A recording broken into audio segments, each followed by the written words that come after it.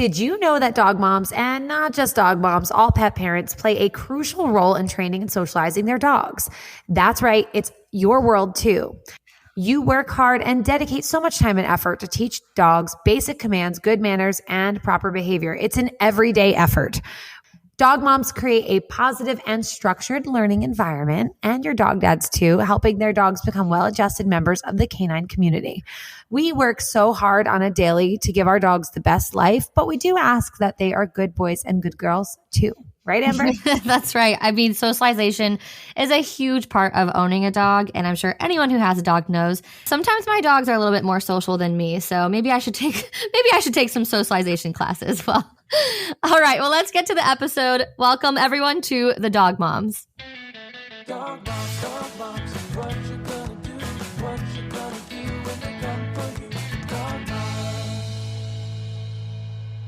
Hi, everyone. Thank you for tuning in today. We have a very special episode for you because we're going to interview Maddie Johnson. Now, Amber, you know Maddie. I'm excited to learn more about her. I only met her briefly before. So tell me more about this amazing person. Okay, everyone, you all are going to love Maddie. She is one of these people who has the biggest heart in the entire world.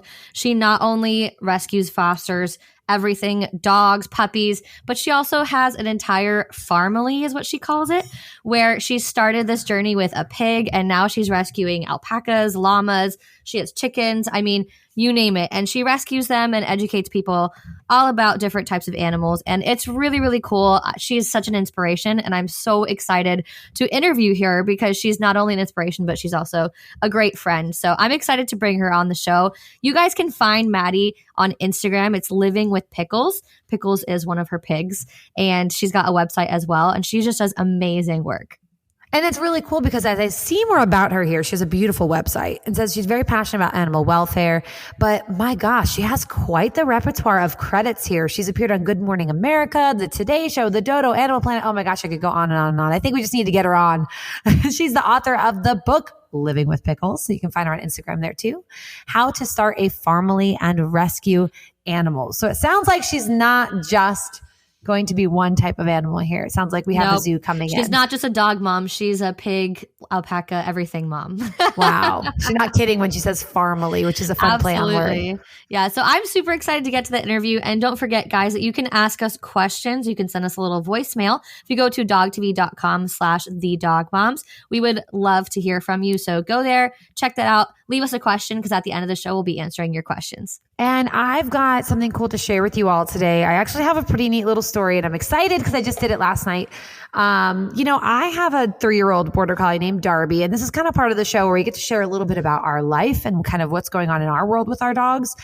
And I have a unique story that I wanted to share with Amber and also share with all of you because I found this to be like a really cool reminder to like try new things with your dogs and to try stuff you've never done before. So long story short is that Darby had a spot on a very cool movie that's going to be coming out. And he had to tug a pant leg from an actor, and it had to be pretty vicious and it had to be pretty repetitive. If one thing you know about TV and set work with animals is they're going to ask you to do things over and over and over again. Mm-hmm. So one take turns into 20 takes, right? Yep. Amber's been there before. And so, this was a challenging one for him. He had to target a spot on a leg and tug the pants over and over and over again. Mind you, this person is a stranger.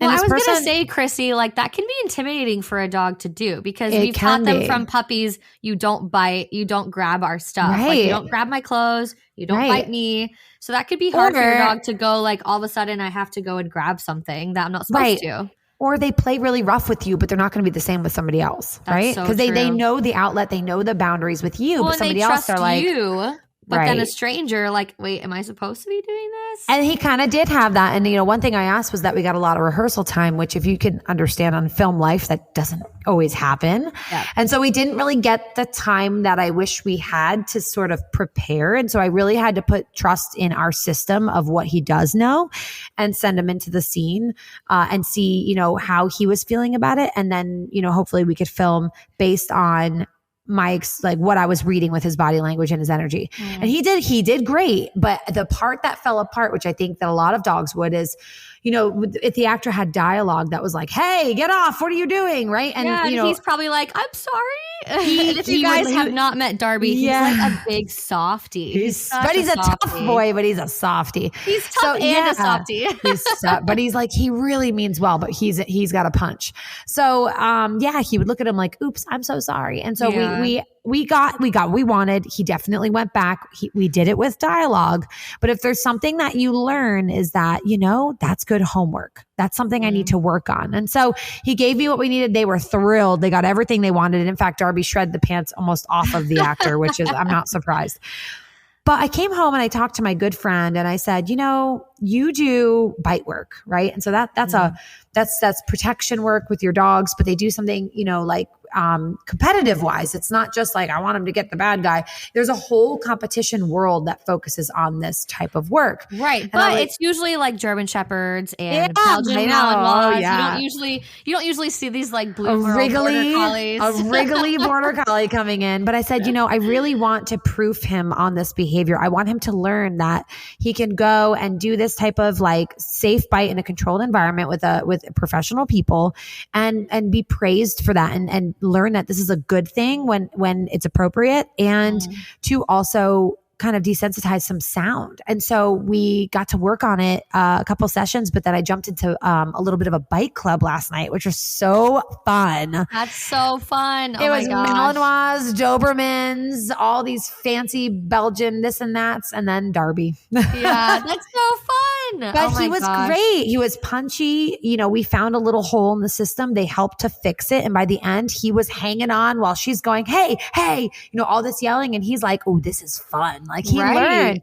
And to be honest, like, I'm so glad I took him instead of just ending there. I'm so glad I was like, let's try something new and let's try something different. And of course, like make it manageable. They knew what I had been through. And so they made it very manageable for him. They didn't expect him to be some rough and tumble dog, but we worked with what he was giving us and we were able to achieve some huge wins last night where he was I can continue to do the job I've been asked while there's this shouting dialogue around me. Cause let's face it, some dogs hear that and they're like, something's happening. I need to I'm in stop. trouble. Yeah. Right. So he did great there. I'm so proud of him. I just feel, I don't know if I would have done that in a different life. I don't know if I would have been like, let's try this new scary sport that I think, might be a little scary for my dog. No, he actually, they were wonderful in how they introduced it. He had a fantastic time. And now I might actually go down the path of trying to do more. Well, it's like it's something that like, I think everyone can think about and take is like, if you want to try something, go out of your comfort zone, find the people that are willing to support you doing that and to help you along the way, and finding those people who know what they're doing and they can adjust things for your dog is something great too, because your dog's going to learn so different than the other dogs, especially if you have a border collie versus a German shepherd, right? And he loved it. He was so sassy and he would be grunting and trying to grab the sleeve and being I need videos of this. Oh my gosh, every time he brought the sleeve back, because I guess that's part of the reward process, is he brings the sleeve back to that person to continue play. It's all about play for the dog. They think it's just a big play. And he would he'd go rah, rah, rah, and he would shake it, and it was just like I was seeing Darby in his element. That was his happiest moments, was just being able to play the whole time, and that's how he saw it, which was great. So, and that reminds me of you, Amber, you've taken your dog and you've done scent work. You found something that fits your dog as they get older. It's not always I want my dog to do more, but sometimes it's, let me try something new because my dog is changing. Right. And you might see that it's actually what your dog is just made for in that moment. So that's really fun, Chrissy. I'm so glad that you tried it. I want to try it, but I don't think my dogs are as I think Whiskey could do it. I don't know if they're as gritty as Darby. Whiskey would probably like it, but maybe we'll come with you next time and see if she can keep up with Darby. That sounds really fun. Well, we do have an awesome interview to get to, and I'm so excited to talk to Maddie. So let's jump over to that interview and chat with her. Okay. Hi, Maddie. Thank you for coming on to the podcast. We are I'm really excited. I know Chris is excited too. I am too. I have a lot of questions. I'm so excited for you to be here. So thank you so much for coming on and chatting with us. Yeah, of course. I'm excited to be here too. Thank you for having me. So we just need to start off with how how many, who, and what you have in your house right now. That's what we're going to start off with. I always have to do a quick count. You're like, wait a second. Let me think. Who do I actually Well, let's see. I always have my usual family, which are the two pigs. I've got Pickles and Peter, and then I've got 2 little gargoyle gremlins. They're Frenchies, and then a senior golden retriever, and then I've got a llama, Arnold, and then I have 1 foster puppy, and then 1 little neonate baby puppy that I just got yesterday. I was going to say, I didn't know about the neonate. My gosh, you keep that's yourself around busy. the clock care. Yeah. So sorry if I look like this.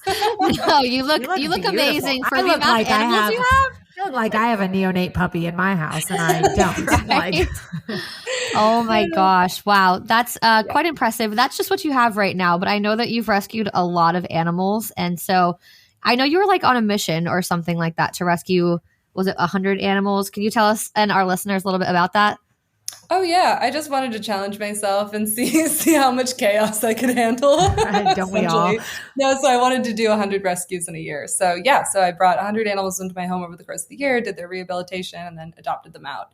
And just sort of used my social media platform to find them all loving forever homes. And yeah, it was quite a Do you journey. work a lot on donations? Is that because there's a lot of care that comes with these animals, and I think we can all agree that like taking your dog or pet to the vet is like no easy trip as it used to be like 20, 30 years ago. Yeah, no, it's very expensive. Yeah. So yeah, donations. Yeah, well, that's good to know. And so Living with Pickles is somewhere you can go on Instagram, obviously, to follow. But from there, you probably have links where people can help out and things like that as well.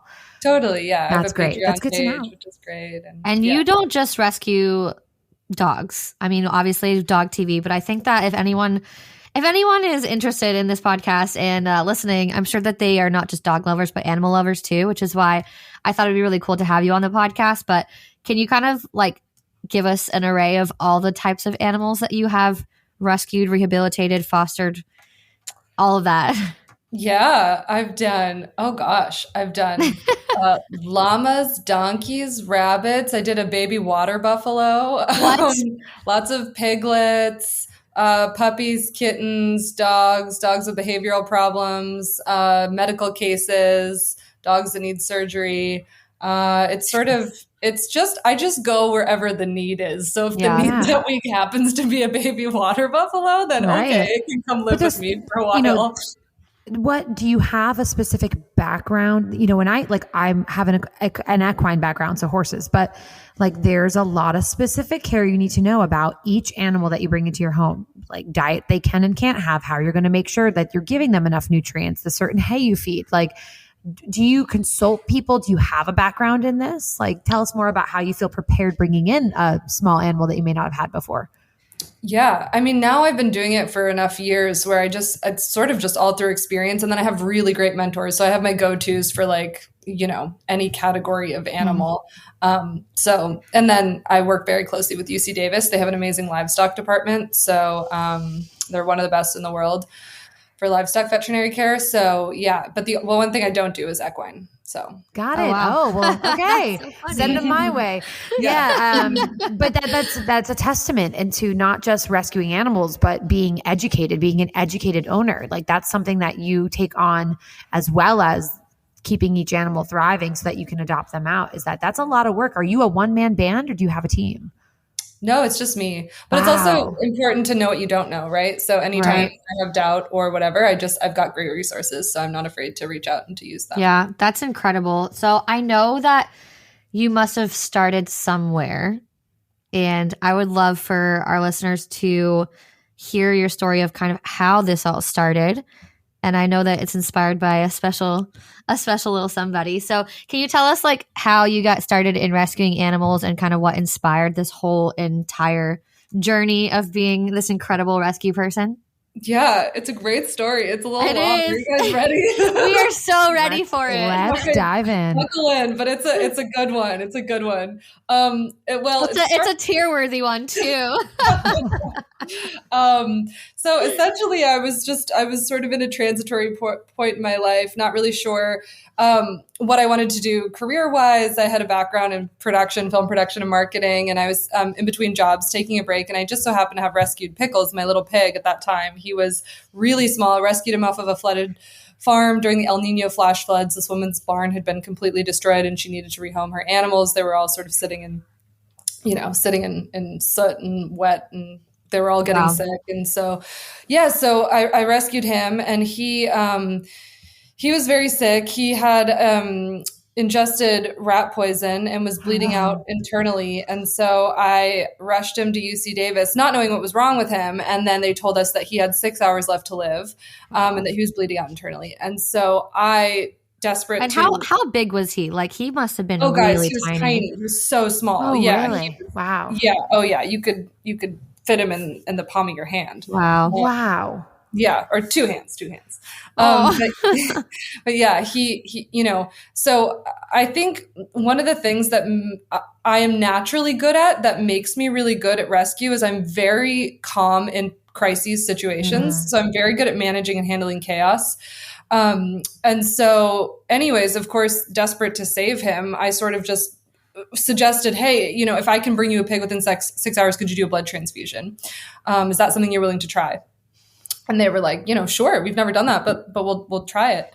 Right. So, well, with a pig, I imagine it's like, with your dog, a lot of times these hospitals or these veterinary hospitals, they have like blood banks and they have donors. But or even blood types. Like, how do you know? Do they have blood types in pig? Are there different types? Absolutely. And so that's actually one of the challenges with livestock medicine, right? Is that, people place a greater value on equine medicine, dogs and cats. People aren't really willing to necessarily go the extra mile expenditure. Go to those lengths that you are for farm animals. Exactly, because farm animals are more used as a commodity. So once the medical care gets past the price that they would sell a pig for pork, it's dispensable. Right. Yeah, they'll just choose humane euthanasia. So they haven't really been able to push the same boundaries they've been able to push with dogs, cats, and equine, which is why we actually have a really good working relationship, because they are a research institute and they're able to try new things and push boundaries. And so this was actually a case that they published and highlighted, but which sort of spoils the story here. But essentially, I found I called the woman who had that flooded farm, because she had saved or kept a couple of her pigs, begged her. She threw a pig in the backseat of her car, rushed it to Zambia. Turned out her pig was pregnant, ineligible to be a blood donor. She had no idea it was pregnant. So I was like, oh man. You're probably like looking at the clock like, okay, I only have this much time. Like, I need to do this now. Oh my gosh. And the vet was like, Maddie, to be honest, he needs so much blood. The bigger the pig, the better. When she said that, she was referring to potbelly pig. I thought that meant a commercial livestock sow. Yeah, like the hogs. Like a full-on hog. So I my God. You're referring to like pet-sized pig, and you're like, I'm going to get the biggest pig I can. I just heard big. God. So I was like, I'll deliver. So the bigger the better. Let's do this. Yeah. So we're not messing around. So I went on Craigslist and I found a butcher who was selling his 450-pound pig. Wow. And so I called him, assuming he was not going to let me do this. But, I called him. I'm like, hey, how's it going? So I was wondering if I could just borrow your pig for just a simple little procedure. Just want some pig blood. They're probably like, who is this chick? I promise I'll give her back, it'll be fine. And it was an amazing, incredible human moment, because he empathized with me because he had lost his dog to rat poison. Oh my gosh. What are the chances? Yeah. And he was like, my dog was my best friend. If I could have done anything to save him, I would have. And that's the problem with rat poison. The neighbor had put it out in the yard and the dog had gotten into it. Sure. And so anyways, so he was like, I'll let you borrow her. But then he was like, only problem is my neighbor took my trailer and I don't know where my neighbor is or where my trailer is. How do you borrow a pig of that size? And I was like, will she fit in the backseat of my Lexus SUV? And he was like, oh, honey, she ain't gonna fit in your Lexus. I like the accent too. Oh no, honey. Oh no. So I was like, okay, I have the pig, but I don't have the means of transport. And then I went back on Craigslist and I started searching for horse trailer transporters, haulers. Wow. Okay, Maddie, before you continue, can I just ask like the timing of this? Because you said he had 6 hours. Yeah, we were on to like hour 4.5, 5. Wow. So you're just like, scrambling last minute. You found the pig. Now you have to find out how to actually move the pig. You're not No. kidding. I know, it's very Wow. stressful. You don't just call an Uber. You need to there's No, a you whole can't fit process it in your here. Lexus. It's not going to happen. I would have, guys. I would have done I it. bet. Oh my Drag that gosh. body of that car into that parking lot. Oh my Yeah. gosh. So anyways, I got so lucky. So I called the first number that seemed like a good fit. He answered, and bless this man's heart. Okay. He was fully packed up in his car with his wife in the front seat, his 2 kids in the back seat, ready to go on a trip to Disneyland. Oh, They're about to stop. leave on a road trip. And I just heard the little kids in the back seat be like, Daddy, we have to save Pickles. Oh, my my little heart. pig. Yeah. And he was like, all right, we'll do it. So they went out and they loaded her up, the whole family. Oh my They rushed gosh. her to Davis. And at this time, we were an hour over our estimated time limit, but she Oh, ended wow. up saving his life. Wow. And the blood transfusion was a success. Apparently, pigs have two blood types. I didn't know that at the time. I just got You got lucky. Wow. How terrifying. That's I know. Oh my gosh. Yeah. And so anyway, so I just ended up, she was in the stall right next to him. His name was Pickles. Her name was Tickles. I was feeding her raspberries out of the palm of my hand, and she was so magnificent and gentle and sweet. And I was just like, oh my gosh, she just saved his life. I have to save her life. I can't let her go to the slaughter now. Yeah. I just felt this intense emotional attachment to an animal who, it sort of changed my perspective on a lot of things. Yeah. You're not kidding. And I know Because I small, sort of just short saw amount of like time. this. Yeah. And I just And think saw about this where story. that pig may have ended up if you didn't take. Totally. And I sort of Yeah. had this existential crisis where I was like, oh my gosh, how come his life is more valued, quote unquote, than her life? Or, True. who's to say? I just sort of got the wheels turning for me for the first time. And so I ended up making the weirdest purchase I've ever made. And I bought myself a 450-pound pig. Oh my And, but you guys, what was crazy was that, so I just, because I was just an anxious mom wreck, and I'm sure you could relate if this Yeah, was going with all the one time. of your dogs, but to keep myself sane, I just sort of started sharing all of this as it was happening on social Yeah. media. Mhm. And I've always been, a film editor. So I was just editing footage and compiling the story together, and just sort of as a way to Like process, it's a way to Yeah, get it out and there just and keep myself busy, honestly. Right. And so, but people from all over the world started following and becoming invested in all of this, and were willing to help me find a sanctuary that would take a now 1,000-pound pig. She's grown. wow. That's amazing. And so I had hundreds of people calling sanctuaries. And Wow. and for the first time, it was like just having support on such a scale like that was something that Right. I'd never experienced before. And having so many people connect over him and her, and was really this very beautiful thing. And so I noted that, and then eventually found a home for her. This was before this was the start of all my rescue stuff. So it was the first Right. time I'd ever and it's a medical driven a breakthrough. trailer, Yeah. loaded a pig, brought her to this forever sanctuary. And it was so cute. I brought Pickles too, and they like kissed each other, and I made them Aw. each salads. Like he had a mini salad, and he had a gigantic version of his, but all the It's same amazing that ingredients. they were able to be So together. cute. Wow. And so anyway, so I was like, you know what? It was so sweet. This was such a great concept for a children's book. So I decided to write and publish a children's book. And again, I just said, hey, does anyone know anyone in publishing? And Right. within an hour, I got an email in my inbox from the senior editor at Simon & Schuster's Children's Imprint, which is a huge publishing house. Sure. Like, I would love Let's to do this. Yeah. And so when it came time to publish it, and I found out they were going to fly us out to do the Today Show and Good Morning America and with Pickles too, and all of these So things. fun. I was like, how big was Pickles at this point? He was still quite small. Yeah. So small. Got it. Very small. Yeah. You could, small enough where you could fly him at the, at my Like feet. in a little carry Oh, bag. that's Yeah. good. Yeah. That's good. Yeah. And so when it came time and I found out we were going to do all that, I was like, and this is the craziest part of the story. I was like, I'm going to reach out to the butcher and just see if he wants me to send him a copy of the book. Maybe he'll just think it's cool what's happened, right. to his pig. And so I called him, and he was like, Maddie, I I've been looking for your number for a year now. Wow. I just have to tell you, I was so touched by how much you cared about your little pig and my big pig that I've since quit my butchering business, and I retired all of my animals to live on my farm as my family, and I've started a dog rescue in your honor. Oh my gosh. I can't. I'm like tearing up. Like a Hallmark movie. I'm going to lose it. Is it Christmas time? Where's my boyfriend who's going to walk through the door? My love of my life is about to enter. Oh my God.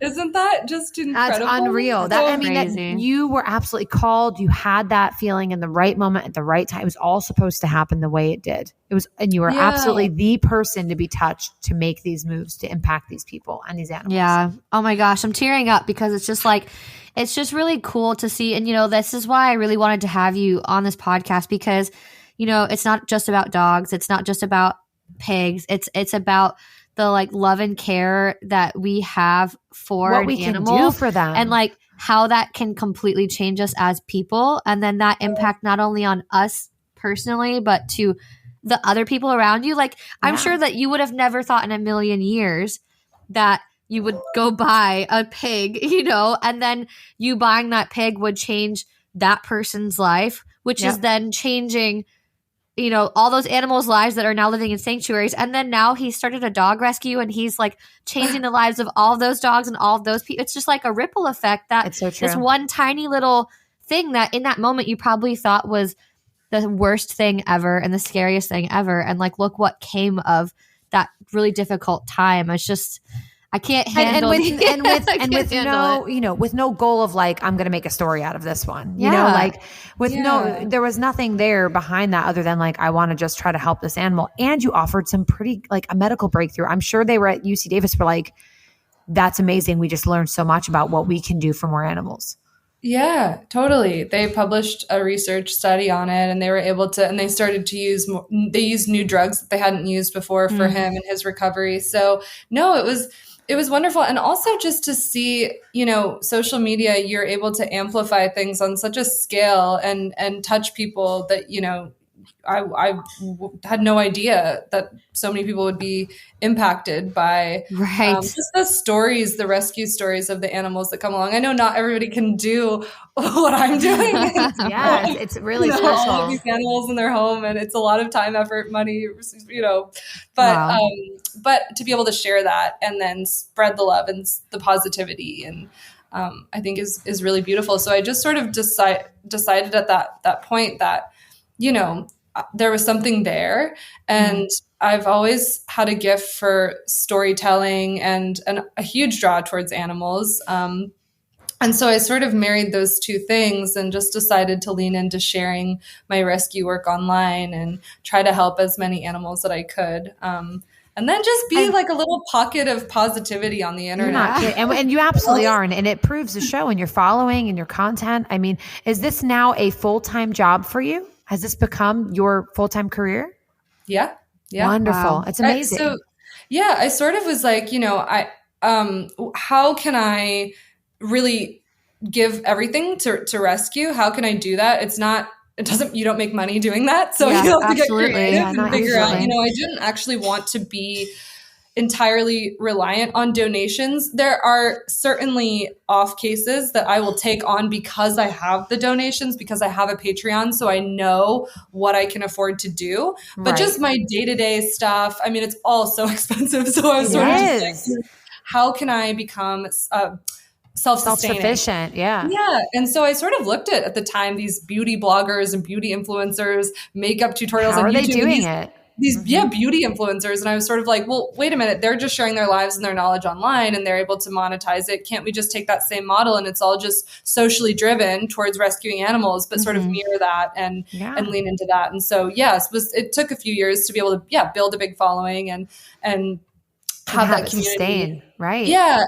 But then now I'm able to do the children's books and commercials, licensing deals, merchandising, sponsored content, that sort of stuff. Just amazing. And with that, you're constantly impacting people and animals around you. Like that's the beauty of it, is like the mission of behind why this even began is still running strong and true.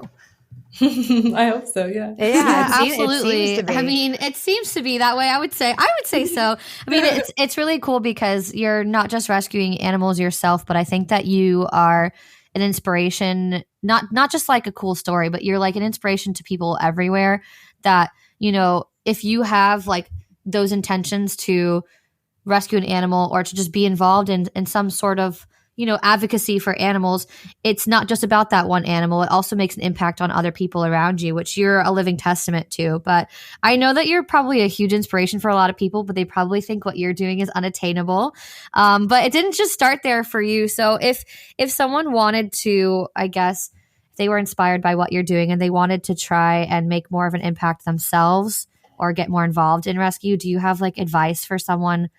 Because I'm sure a lot of people look at what you do and be like, "Oh, I wish that I could be." Or I could go pick up a dog from the shelter and do the same thing. But like, what would be some you pros and cons you could lay out? You're like, yes, go get the dog. It's really not that hard. And I always tell people like I want to reinforce the fact that like I didn't have any standard schooling. I don't have a vet tech license. Or a ton of capital. Like people probably think I need to have a lot of money in order to do this. Yeah. I mean, I think it's a matter of, first of all, number one, go through a rescue group and become a foster. If you go directly through the shelter, they don't give you the resources that a rescue would. So a lot of the times, if you just start with fostering and go through a rescue group, a lot of the times you can ask them, they'll give you the food that you need, the potty pads, the crate, the toys.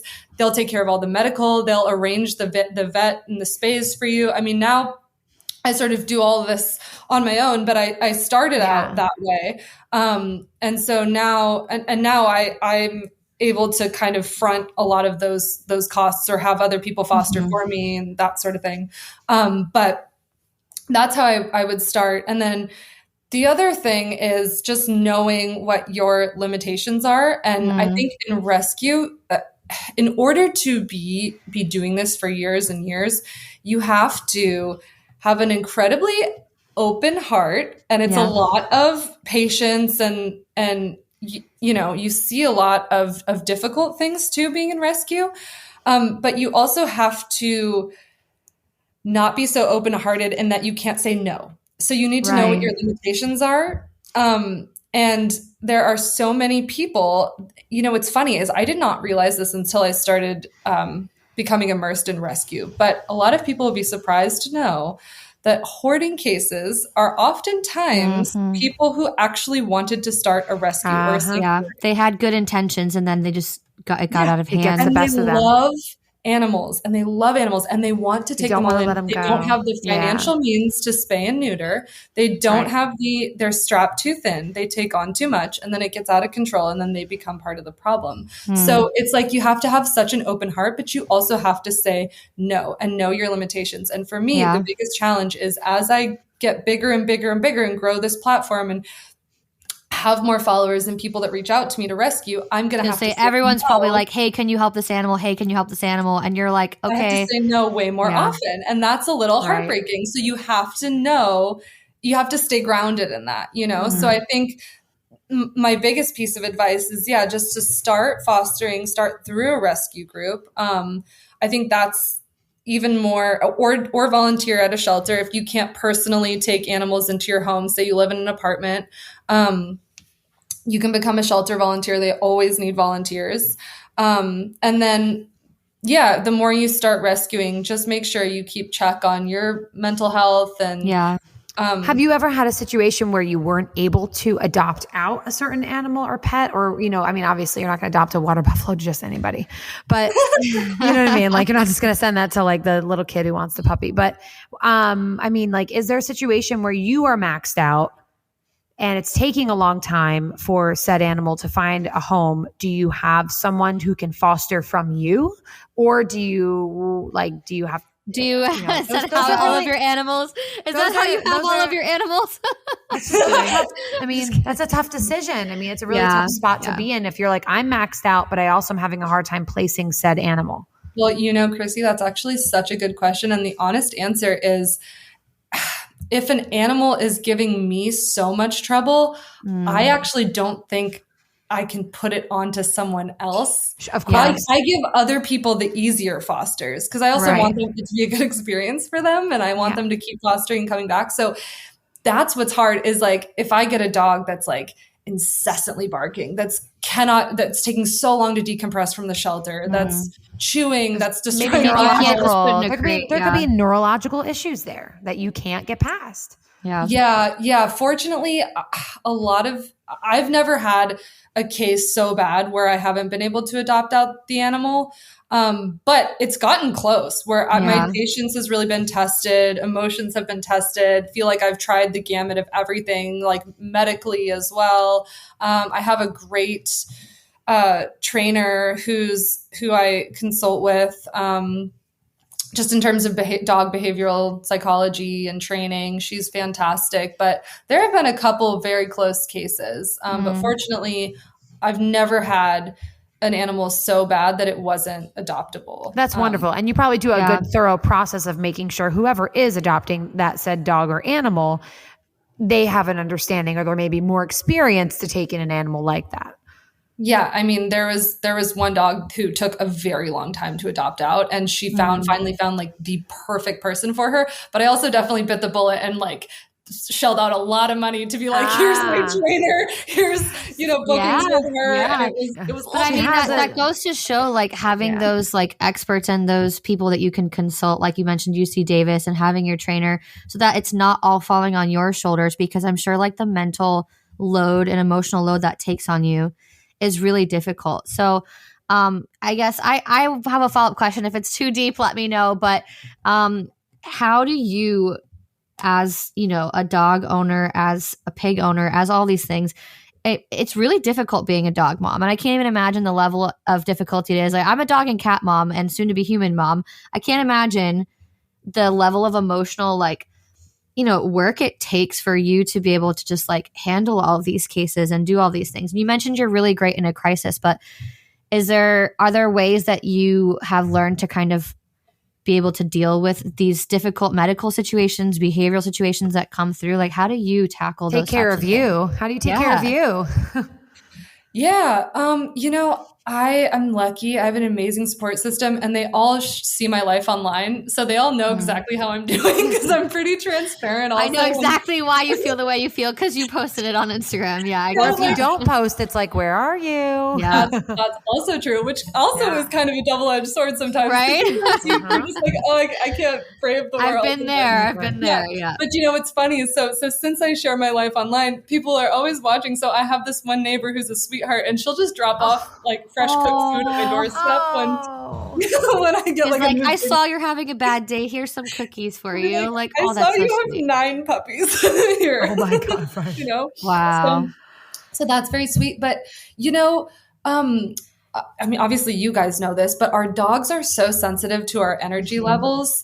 And when things get chaotic for us, and when I feel stressed, or like, I know my household is not the ideal place for every dog. So I'll know, like, I'm not the person for this dog if the dog needs just total time to decompress, doesn't want to be around other dogs. Like, I'm not the best fit for every dog.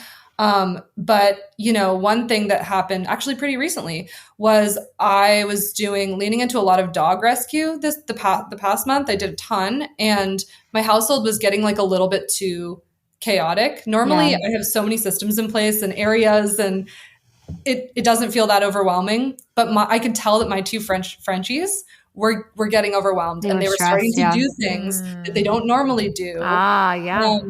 And so it was a big wake up call for me I think a lot of the times, like, we expect our dogs to change or to correct their behavior, but like, we don't actually take responsibility, and we're like, no, that's actually not fair to them. I need to change too. And so I literally was like, okay, I'm completely rearranging my entire month. Like, I'm not doing I'm not traveling. I need to stay here. I had a whole film crew in my house to do a big commercial shoot. Like, it was I had all these dogs coming. It was too much, you know? Yeah. Mm-hmm. So I think it's like a constant check-in process where you have to like really be able to read your dog's energy and check in with your animals and be like, okay, what's working, what's not working. And so this month I was like, okay, I'm not traveling. I need to stay home. There are plenty of other things I can work on, and I'll do puppy rescue because the puppies are so little, like they're just blobs at this point. Right. Like, That doesn't, you know what, you can tell what's adding additional stress to your dogs, especially when you're like having to merge personalities and things like that. And I think that's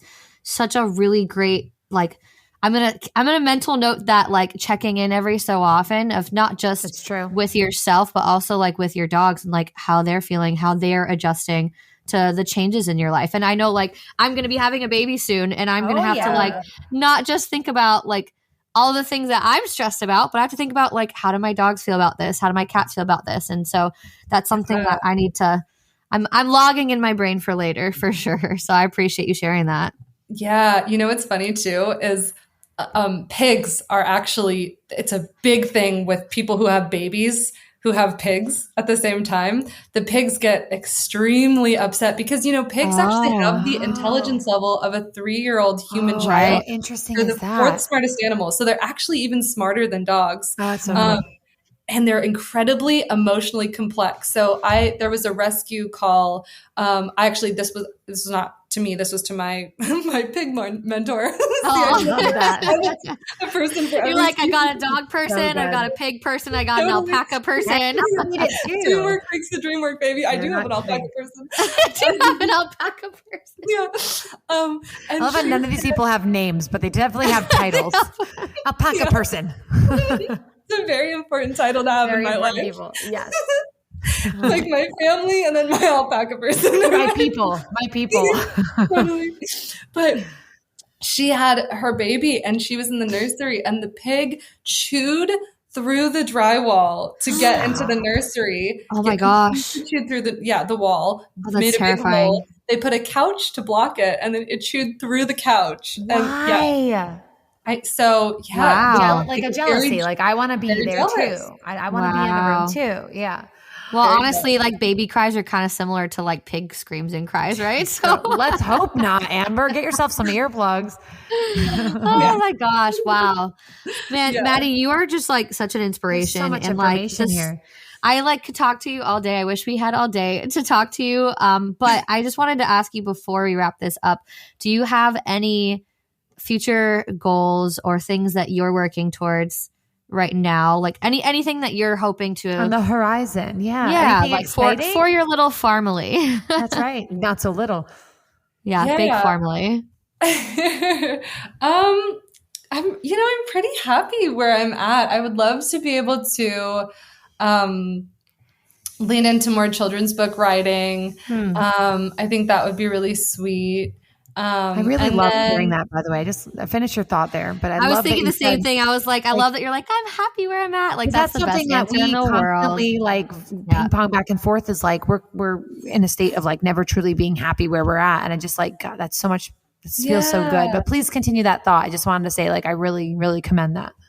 Oh, yeah. I think, I'm in a place where I just have a lot of balance in my life. So I think I kind of want to keep doing a little bit more of all of the things that I'm doing, and then sort of just see what comes. I don't know. I'm feeling like very open-minded and very open-hearted, but at the same time, I just feel very, very grateful and very content with where I'm at. That's awesome. That's when big things happen sometimes. That's true. If you want it to happen. But I mean, honestly, your animals are like the luckiest animals in the entire world. Like, oh, that's the best. Gosh, it's amazing. It's amazing. I love watching everything you do. And making a huge impact. I mean, the following you have, but the people you're impacting, people that would have never even like thought about even caring for a pig before, you know, and now look at you, you open the hearts of so many. I can't wait to see what's coming down the pike and on all the animals that you're bringing. I know. I love watching like your little rescue stories and like all the little puppies and all the kittens. And oh my gosh, I was so happy when you had cats in your house for a little bit. And look how beautiful she is. Girl, if I was coming in after having a family, I would have straw sticking out of my hair, be like, what? I haven't shaved in weeks. Like, sometimes that does happen. I went to a karaoke bar the other night and I had hay fall out of my pocket when I went to stand up. Okay, I also need you to like tell everybody about your car situation before we let you go, because I've seen you put most insane things. Like, okay, go. I'm gonna let you tell this because I think the Lexus is like has a following of her own now. Oh my gosh. My poor car has. I mean, honestly, it's impressive. I've had a baby cow in there. I had to fit my llama in there. Is this like a sedan or an SUV? What are we talking here? It's not the size of Chrissy's car. It's like my size car. Oh, it's a sedan, like a like a little 4-door, or is it like a compact SUV? It's like a hatchback, right? No, it's a 4-door. It's an SUV. Okay, good. Okay. RX 350. It's like it's getting old. It's like 10 years old. Isn't there like a weight limit to those things? I don't know, but I had to. So basically, yeah, the Lexus is, I mean, honestly, iconic at this point. It's like had so many farm animals in it before. And never has failed me once. I did get a flat tire one time with a cow in my car, and AAA came. I was like, I can't get the spare because it's under the cow. And you're like, well, this is a first. Do you know why? There's like no hole in the tire. I wonder how this happened. You're like, just check inside. Yeah. So always an adventure. I'm sure I'll get a rescue. Maybe that's what I should have manifested, is getting a rescue vehicle. That would be. I think Lexus needs to make a commercial with you guys. I think you've pretty much tested the extent of their line of vehicle there. Lexus, come sponsor Maddie and Living with Pickles. Oh my gosh, that's hilarious. That would be iconic. Yeah. So maybe that's what I should manifest. Yeah. Oh my gosh, this is too funny. Well, Maddie, this has been so much fun, and I know that like you're going through a lot with your dog Doodle right now too, and so we're all like sending you prayers with her, and like I'm following all her updates. I'm sure our listeners will understand that too. I know you're trying to get her like a wheelchair right now and something. Yeah, I would, because she's just nothing as terrible is wrong with her. She's turning 15 this year. She's a golden. Yeah, I mean that's amazing. That's impressive. Age, oh yeah, no, I'm so grateful. I've gotten all these years with her, and she's really happy. But I just see her slowing down. So the other day, I we'll see if they work or not. I got her those grip socks. Yes, that helps them stand up. You know, I don't know if you guys have any good. They sell the stickers too. They go right on the bottom of the feet. They just stick to their pads. Do those work? You think? Yeah, I mean, I've used them before. Okay. Yeah. Oh, okay. I'll try those. I'll do anything. Might be good. Yeah. We'll do anything for our just in pets, case right? they gnaw at the sock. You know, chew at the sock, and maybe it's something that she can learn to ignore. I don't know. Yeah, any senior dog mom tips and tricks. Yeah, open to those two. Just message. I'm right there with you. But I mean, you're 15. I'm at 12 right now, so you're doing an amazing job. And can you give our listeners and audience? Can you let them know like where to find you, and also if they're interested in checking out your really adorable book, all that stuff? Can you kind of give them the rundown? Yeah, everything you can find on Instagram at Living with Pickles or Facebook, but I use Instagram as my primary platform. I have TikTok too. It's all the same handle, but I mostly just use Instagram. And the book is called How Tickles Save Pickles. And awesome. It's all photographs, real photographs of the pigs, and it's very sweet. So you can get that on Amazon. Awesome. Yeah. You're an inspiration to us all. I wish I had the means to be able to have as many animals as you do, but I'll live vicariously. I'll live vicariously through you. Yes. I love watching your videos. It's so inspiring. I mean, thanks. Yeah, a good time. We're all out here just trying to give our pets a better life for sure. I love that having you on here, and thank you so much. Like now that I know more about your story and have gone deeper, I can't wait to watch your adventures moving forward. And oh, look, there's the book. If you're listening, we're actually looking at the book right now. You can grab it off of Amazon. It looks great. I have a daughter. I'm definitely going to be getting myself a copy of this for her. That's the cutest thing ever. Oh, but thank you so much, Maddie. This was just like such an awesome little chat with you. We could chat with you all day, but we don't have all day. But we really appreciate you coming on and sharing your story and telling us all about the adorable Tickles and Farmily. Yes. I know. Thank you, Maddie. Thanks for coming on. Of course. Thanks, guys. This was wonderful. Maddie. All right, so this question's actually from a friend, and I know she has 3 big dogs and a newborn baby, so it's a great question. Her name is Christy, and she says, can you train your pets while all together, or should you train them separately one-on-one? And I know that with both of us having multiple pet households, we have lots of experience with this. So, Chrissy, why don't you start us off and answer this question first? I think it's a great one. I like to do separate, especially if I'm teaching new behaviors. But I will say I let them watch, because you'd be surprised how much they can learn from watching the other dog. And so I like to have them be nearby to watch. But if I'm working on impulse control, before I add in the distraction of all the other dogs, I like to work them separately until I feel I've gotten to a place where that dog understands my cues and my, what I'm purposefully trying to teach that dog, and then incorporate distraction, including other dogs. But I do like them to watch because I find that and I've learned more of that. Like they see, oh, that's what we're doing now. And then if I bring them out to work on the same behavior, you'd be surprised how they're like, oh, okay, I kind of get it. Yeah, totally. And it depends on your household and your dogs and their level of their training too. Because if you have two, really established dogs, and then you have a young dog coming in, you're probably going to want to spend more time training the young dog, and your two older dogs can sit and watch. But it might be a little bit harder for your younger dog to sit and watch the other dog getting training. And so you want to make sure you have some sort of management techniques in play, such as crates, or I know we both use climb platforms to put our dogs up on while we're training the other ones.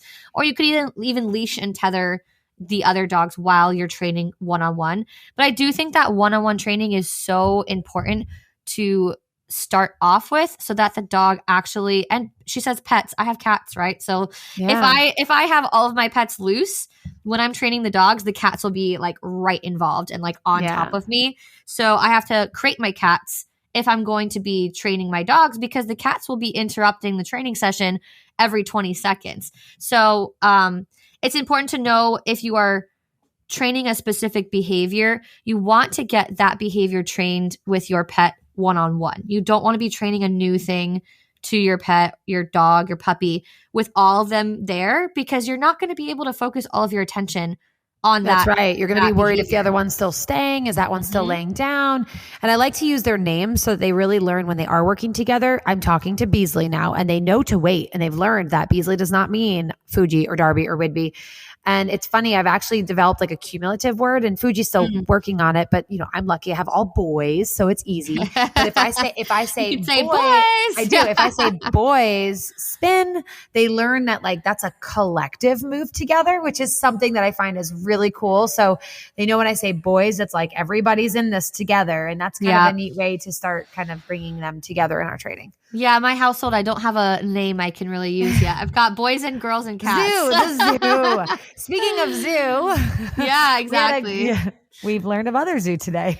That's very true. But yeah, I think it's a great question. And it's something that when you have multiple pets, it can be tricky to kind of train them all together. It's ideal if you are training them together to, like Chrissy said, say their name, Darby's turn, Beasley's turn. For me, it's Oakley's turn. Now it's Tucker's turn. Now it's Whiskey's turn. The cats want it to be their turn every time. So I have to be very clear with the cats, especially. But set yourself up for success. Start off one-on-one if you can with some management techniques, and then slowly integrate them together and start training them together, especially when you have things that, you want them all to wait at the door. Teach that behavior first one-on-one, and then start adding the other pets in, because once you have the extra pets in, you might notice that the behavior can fall apart a little bit. So be patient. And I think that was a really awesome question, and we can really relate to that too. Well, that's all for today's episode of the Dog Moms podcast. We hope you guys loved hearing from Maddie as much as we loved chatting with her. She is just such an inspiration, and the story of Pickles and Tickles, oh my gosh, it just warms my heart. I was really trying not to cry. I know. Did you see me? I was tearing up.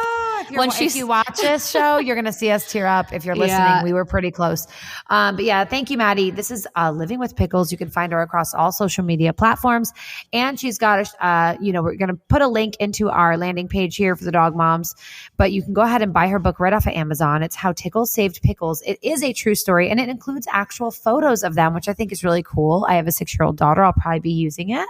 So thank you again, Maddie. Again, check out Living with Pickles and see how maybe you can help her along her journey as well, or start something of your own. Yes, and we want to thank you guys for tuning in and listening. If you guys enjoy the podcast, make sure you leave us a review, a subscribe. Let us know what you think of the podcast. If you leave us a great review, you'll help other people hear inspiring stories like the one that we heard today. So we really hope you guys enjoyed today's episode, and that you'll tune in next week for our following episode. That's right. Be sure to check us out, dogtv.com/thedogmoms. And you can just record your stories, which is so cool, right from mobile. But until next time, stay positive and have a wonderful day with your furry friends. Like we always say, go outside, spend some time with your dog or pet or pig, and enjoy that moment with your animal. That's all they want to do with you. And we'll see you next time. Bye, guys. Dog moms, dog moms.